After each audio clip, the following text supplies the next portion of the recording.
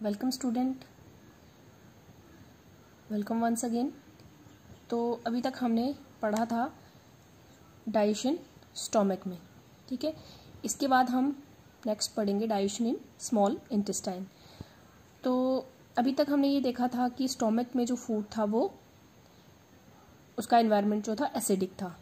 अब स्टोमक से जो फूड निकलेगा उसके एनवायरनमेंट को अल्कलाइन में कन्वर्ट करने के लिए उसमें लीवर और पैनक्रियाज की सिक्रीशंस ऐड की जाती हैं, क्योंकि जो स्मॉल इंटेस्टाइन के एंजाइम्स हैं वो अल्कलाइन एनवायरनमेंट में अच्छी तरह से वर्क कर सकते हैं हो जाए। तो अल्कलाइन फूड को अल्कलाइन में कन्वर्ट करने के लिए उसमें कौन कौन सी सिक्रीशन ऐड की जाती हैं, यहाँ से।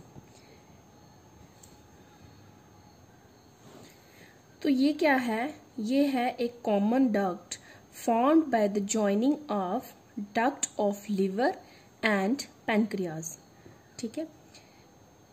ये आ गई आपकी लिवर की डक्ट और ये आ गई पैनक्रियाज की डक्ट, और ये दोनों यहाँ पे ज्वाइन हो जाती हैं और कॉमन एक डक्ट बन जाती है जो कि अपनी सिक्रीशन यहाँ पर स्टोमक से निकलने वाले फूड पे अपनी सिक्रीशन को डाल देती हैं।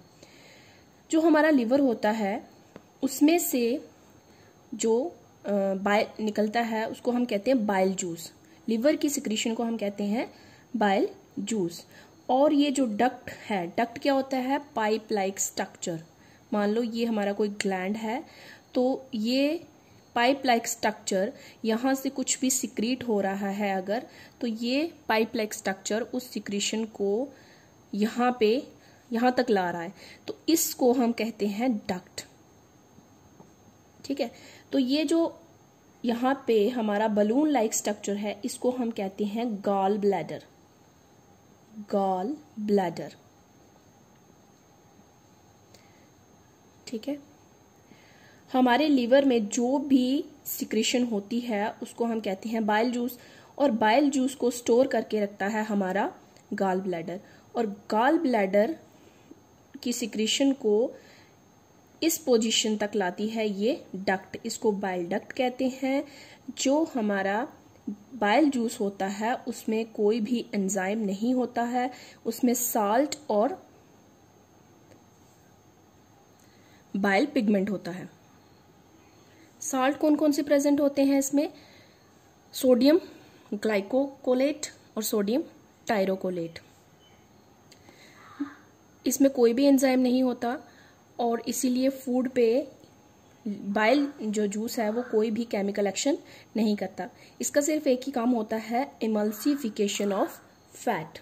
So student, emulsification of fats क्या होती है ये आपको समझाने के लिए आई होप कुछ हद तक समझ में आ जाएगा आपको। तो इसके लिए मैं एक छोटा सा एक्सपेरिमेंट करूंगी यहाँ पे। तो हमने कहा इमल्सिफिकेशन ऑफ फैट, तो हमें ये भी पता है कि ऑयल जो है, ग्रीसी सब्सटेंस जो होते हैं वो क्या होते हैं, फैट होते हैं। तो यहाँ पे मैंने एक बॉटल में थोड़ा सा ऑयल ले लिया है, इस ऑयल में अब मिक्स करूंगी मैं पानी, ठीक है। इसको अब हम बंद करके शेक करेंगे, ठीक है। शेक करने के बाद आप इसकी कंपोजिशन देख सकते हो, ये रहा हमारा ऑयल। तो ये हो गया इमल्सिफिकेशन ऑफ फैट, मतलब कि फैट्स जो है वो छोटे छोटे ग्लोब्यूल में टूट गया। तो इसी तरह का कुछ हमारे फूड में प्रेजेंट फैट्स के साथ होता है इस बाइल जूस की एडिशन की वजह से। नेक्स्ट हमारी सिक्रीशन आ जाती है पैनक्रियाज ग्लैंड से। पैनक्रियाज ग्लैंड जो होता है वो parallel as well as beneath, मतलब कि पैरेलल और बीनीथ हो गया नीचे, स्टोमक के पैरेलल भी प्रेजेंट होता है और बीनीथ भी प्रेजेंट होता है। और ये both endocrine as well as exocrine gland होता है। स्टूडेंट्स, आपको अगर एंडोक्राइन एक्सोक्राइन की समझ नहीं है तो उस पर मैं अलग से एक टॉपिक बनाऊंगी, अगर आपको समझना है तो मुझे कमेंट करना। जो एक्सोक्राइन पोर्शन है पैनक्रियाज ग्लैंड का वो सिक्रीट करता है सोडियम बाइकार्बोनेट आयन और बहुत सारे एंजाइम्स जो कि फूड की ब्रेकडाउन करते हैं। और जो एंडोक्राइन पोर्शन है पैनक्रियाज ग्लैंड का वो सिक्रेट करता है हार्मोन इंसुलिन और ग्लूकागॉन। अब हमारा फूड इसके बाद पहुंच गया स्मॉल इंटेस्टाइन में। स्टोमक के बाद कहाँ पहुंच गया? स्मॉल इंटेस्टाइन में। और स्मॉल इंटेस्टाइन में जो भी एंजाइम्स होते हैं वो अल्कलाइन एनवायरनमेंट में अच्छी तरह से वर्क कर सकते हैं। और वो अल्कलाइन एनवायरनमेंट कौन प्रोवाइड करता है? सोडियम बाइकार्बोनेट, जो कि पैनक्रियाज से सिक्रेट हुआ था। तो पैनक्रियाज में हमने कहा एंजाइम भी सिक्रेट होते हैं। पैनक्रियाज में कौन कौन से एंजाइम सिक्रेट होते हैं? Pancreatic amylase.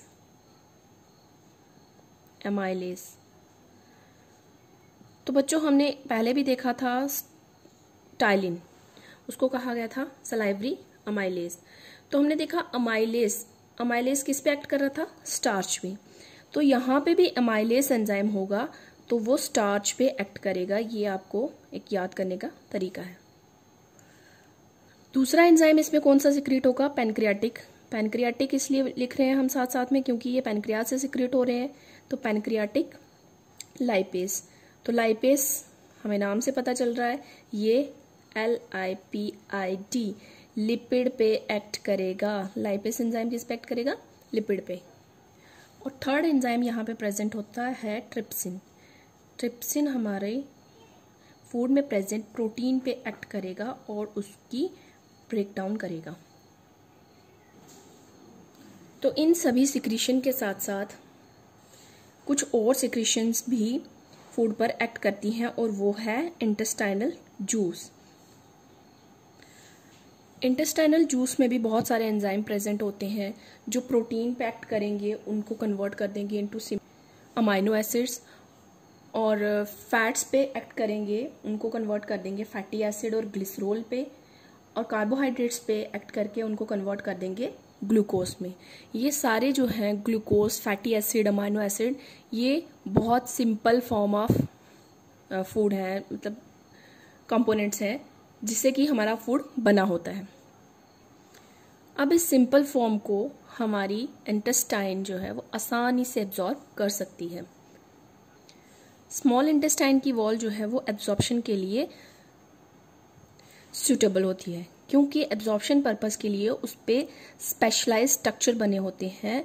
जो हमारी इंटेस्टाइन की वॉल है उसकी इनर साइड पे विलाइज होती हैं। विलाई क्या होता है? फिंगर लाइक प्रोजेक्शन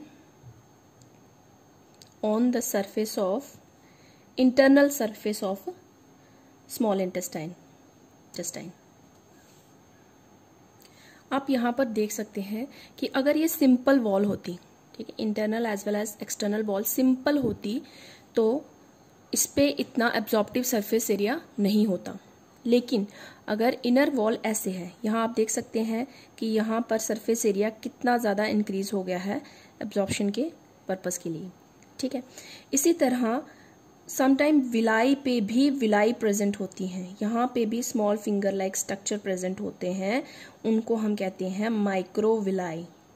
ये आपका आ गया विलाई, और इस विलाई के ऊपर भी इसी तरह के स्ट्रक्चर प्रेजेंट है, इनको हम कहते हैं माइक्रो विलाई। तो स्मॉल इंटेस्टाइन हमने कहा, स्मॉल इंटेस्टाइन इसलिए नाम नहीं पड़ा कि ये बहुत छोटी होती है इसलिए इसको स्मॉल इंटेस्टाइन कहते हैं। इसकी जो लेंथ है वो 6 मीटर होती है। ये हर्बीवोर में लॉन्ग होती है क्योंकि उनको सेलुलोज डाइजेस्ट करना होता है, इसलिए उसकी लेंथ यहाँ पे कंपैरेटिवली लॉन्गर होती है। और कार्निवोर्स जो हैं उसमें इसकी लेंथ कंपैरेटिवली शॉर्ट होती है।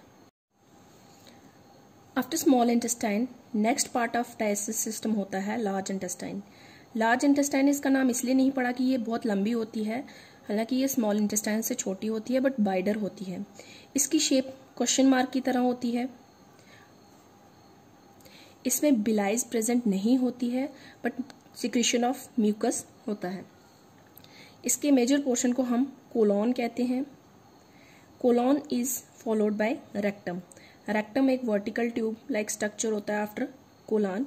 ये 15 to 20 सेंटीमीटर लॉन्ग होता है और यहाँ पे अनडाइजेस्टेड फूड जो है वो एज फीसिस कलेक्ट होता जाता है और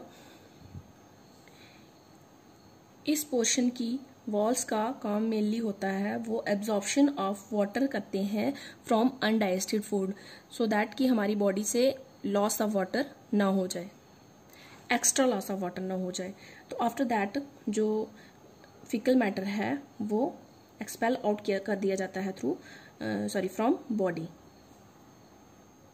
तो ये जो प्रोसेस है removal of waste material from the body, undigested material from the body, इसको हमने कहा है इजेशन। इजेशन का नाम दिया हुआ है इस प्रोसेस को हमने। तो नेक्स्ट हमारा लास्ट पार्ट ऑफ न्यूट्रिशन होता है एसिमिलेशन। हमने देखा कि हमारी बॉडी में फूड डाइजेस्ट हुआ, डिफरेंट एंजाइम्स ने उसके ऊपर एक्ट किया, different part of the alimentary canal से वो पास हुआ और उसकी एब्जॉर्प्शन भी बॉडी में हुई। जब फूड की एब्जॉर्प्शन हो गई, वो एब्जॉर्ब फूड जो होगा वो हमारी ब्लड में चले जाएगा। ब्लड में जाने के बाद हमारे ब्लड के साथ साथ वो सर्कुलेट करेगा और फिर वो हमारे सेल्स तक पहुंचेगा और वहां पर यूटिलाइज होगा। तो यूटिलाइजेशन भी एक पार्ट है न्यूट्रिशन का। तो इस प्रोसेस को utilisation of food in the body is called assimilation. तो लास्ट स्टेप था हमारे फूड का न्यूट्रिशन का assimilation. With this our topic of nutrition in human being is completed. Hope you like the topic.